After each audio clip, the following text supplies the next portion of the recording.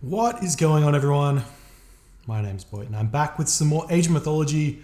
The Titans action spawning in at the bottom of the map in the blue color, playing as Odin. His name is Brickhead. His opponent today in the red color playing as Oranos. It's Shelty. The map is Oasis. And this is best of three. This is best of three for the Champions League. It's a fun time to be alive. It's a very good tournament so far. Lots of very strong games from everyone so far, to be honest. I don't think we've had too many complete stomps. There's bound to be some, but not too many that we've seen so far. It's been nice and close. Everyone doing their damnedest to win and fighting hard, and everything is going great. Where we have entered into our second week. I think this is a second week game. It may have been a flex game. Cannot remember. But we have entered into our second week, and scheduling is on the way, with everybody trying to find time for their games. It's a tough thing to do, so I appreciate everyone who's putting the effort in and making the tournament happen so effortlessly. I can't speak. Effortlessly. Shelty, on the other hand, right here, his tournament run so far has been going very well. He beat Swiss Boy in his first game. Brickhead over here did lose to Matrius. No shame in that. He played very well. It's very close games, and almost took some of those, or one of those, if not both of those, to be honest. And we do see the Odin here casting Great Hunt onto these goat. It's going to be a very difficult game for Brickhead to play. Atlantean on Oasis is a tough one because they can go up super fast, which just looks like what Shelty's going to be doing here. You can go up at 4 minutes and then pressure off hunt here, and potentially any hunt over here is going to be pressured as well. So super difficult for the Odin player to get access to his hunt. And we do see some relics here. We have the Tusk of the Iron Boar, huge relic here for our Odin player. Probably not going to be much of a relic for Shelty, but also we haven't been seeing Odin players very much go for the cavalry here. So little steal of the goat over there as well. So it does matter a little bit here. It's probably not going to be that good of a relic actually. We have Dwarven Calipers up here, which may come in handy in this game. They do change. I'm pretty sure they make the Kyra Ballista quite cheap because they are considered siege weapons, though. I'm not 100% sure if that does apply to them, but 20% off an expensive unit like that does it end up being like 80 resources off or something crazy. So that's the thing. We do have the Prometheus coming through. Let's see how far behind our friend Brickhead here is. 20% behind, so only 12 seconds behind on that one. So he shouldn't be under too much pressure. He's eating the berries here. If he can get husbandry while he's doing this, he can move on over to these goats, but you don't have to go onto them straight away. You want them to fatten up a little bit. 100 food is a little bit too low for transitioning onto the goats. As once you get husbandry, they do pick up quite a significant amount of food as the game goes on. And if you can at least eat the berries first, you'll be totally fine. If Brickhead did find this hunt, though, it would have been really nice for him to move over and eat some of it first and then retreat away. Seeing the Offsark, Skraling pushing the Oracle back, Shelty hitting the Classical Age through Prometheus, and he's throwing up double counter barracks here, going for the pure Terma. Not actually opting to use those Oracles early either, which does give Brickhead the go-ahead to move out to this Giraffe here. He's got the Valkyrie to defend against any sort of Promethean offspring or anything like that. He's got a house coming up, Herso coming out as well, Longhouse on the way fairly shortly, but this Promethean offspring will go unseen, it looks like. And they will be moving in onto this hunt here and starting to cause a little bit of a ruckus, but the Valkyrie is chilling over here. Brickhead will see this and then come back. We do see the Gazelle over here getting a couple of whacks before he decides to move on over hit some of these villages with just one attack on each of them, and Brickhead being a little bit slow to get them back to work. See the Valor coming down now for Shelty. 3 Terma coming out, and they're going to be moving into pressure on this location as well. However, we've already got 1 Longhouse up for Brickhead, making those Ulfsark out at 9 seconds, and Ulfsark, he'll be able to get over here and defend this one for a little bit. I think he should be totally fine here. Still leaving that Tusk of the Iron Boar here. It looks like he may have clicked on it. Nope, not going to go for it. No, doesn't need to. The Promethean Offspring coming back in, trying to harass this location again. There's the Relic. There are the Terma here. 4 Terma coming in.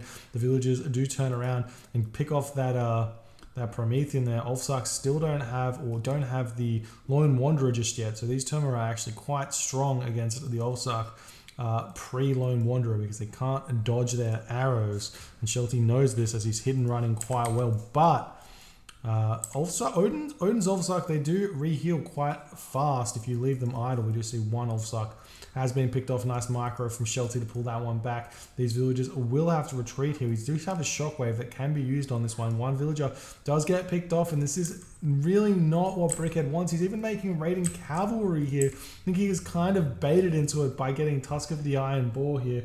Not sure it's going to be quite that good. 1 Gatherer needs to come back as well. The Terma chasing this one down do surround that Hearser there, and we'll be trying to get that one picked off there. The shockwave, really bizarre shockwave, only hitting 1 raiding cavalry there as he's trying to run in and pick off that Terma. Does keep the raiding cavalry alive though. The low HP Ulfsark does get picked off there. More Terma getting picked off. Only 2 have fallen so far for Shelty, so he's doing quite nicely on the trades. Currently sitting at 45 population to Shelty's 55 population. Now the Terma running in, pick off these berries. He may have to move back onto the goat here. Still no husbandry, no pickaxe, no nothing there. The raiding cavalry getting picked off by the Terma is not something you want to be seeing there. They should be basically invincible. And the Terma moving in, picking off even more of these units, as Brickhead is just not prepared for this type of pressure. The raiding cavalry are moving in, but there's so many Terma here that by the time he gets attacked, by the time the raiding cavalry actually do enough damage, they've already lost one, and he can just retreat away. Does lose another Terma, so it's kind of okay for Brickhead. He's trading fairly decently, but there's a lot of stuff here, a lot of damage being dealt by Shelty, and Shelty may just be able to grab a second town center. We do see the Valkyrie moving in. We're going to start making some catapulties. The villagers sitting on top of these goat here as well. No economic guild just yet. The Term is still moving in and out as Shelty is transitioning away from these. And this is another reason why making raiding cavalry against this is not the best idea, because he can transition very simply into those catapulties. Whereas if you were spamming out from those 2 longhouses, you were spamming out Ulfsarks, those catapulties will do very poorly against those Ulfsarks, because they only have 5 hack damage. They have like a 200% bonus against raiding cavalry, which kind of makes them 20 hack damage against those, or base hack damage against those raiding cavalry, whereas against the Ulfsark it does basically nothing. Nice micro from Shelty to pick off those villagers.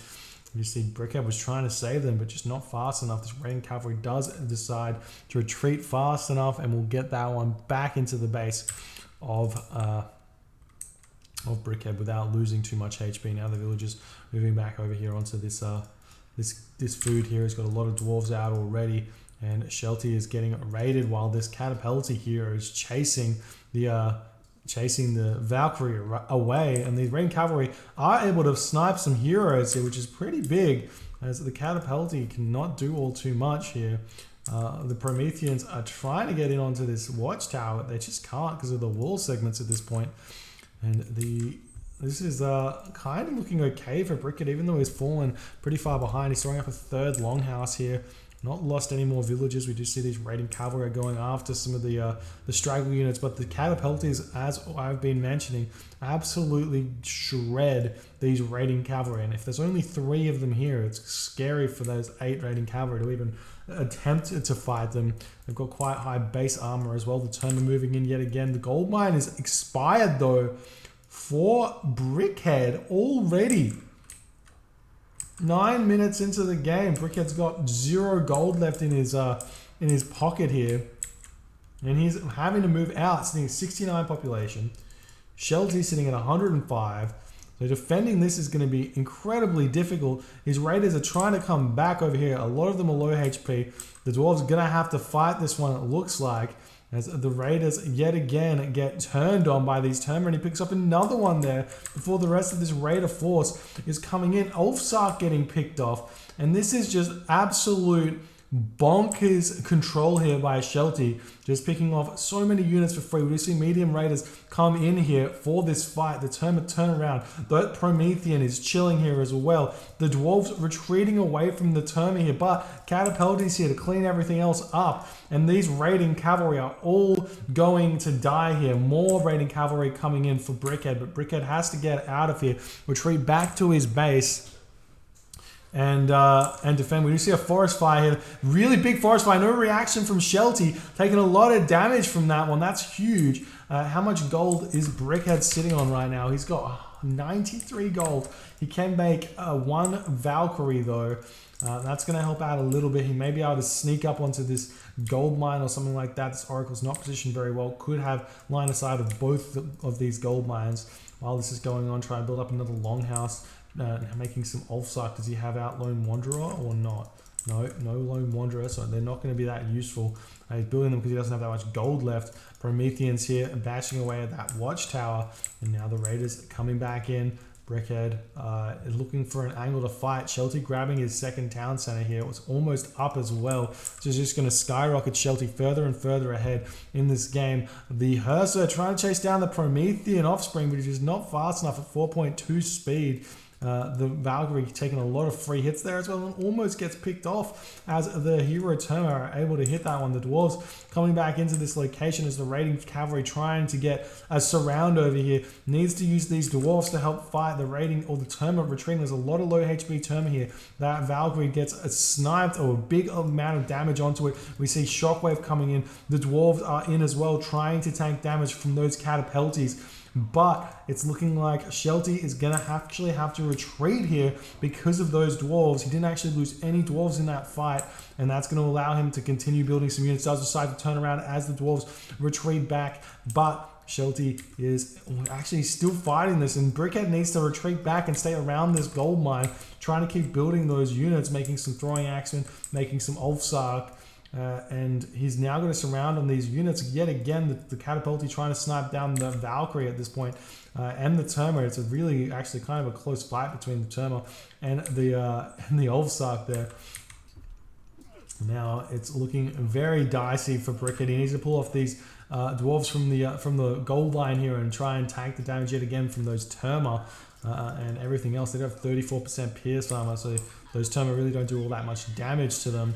But it's looking like so many villager pickoffs here, and then just flooding in more and more units from Shelty's base, sitting at 48 population to 128 population as Brickhead decides to tap out.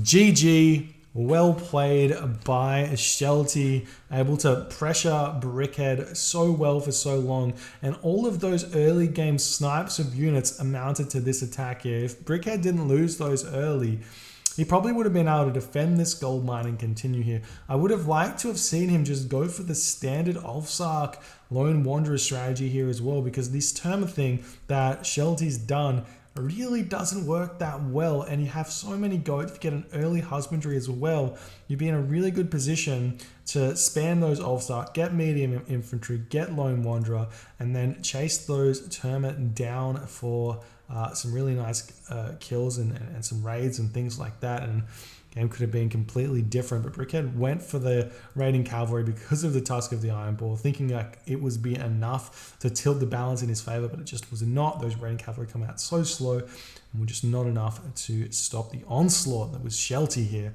We'll move on to game number 2 very shortly. Thank you so much for hanging out with me, and it's been a blast, so I appreciate you guys so much.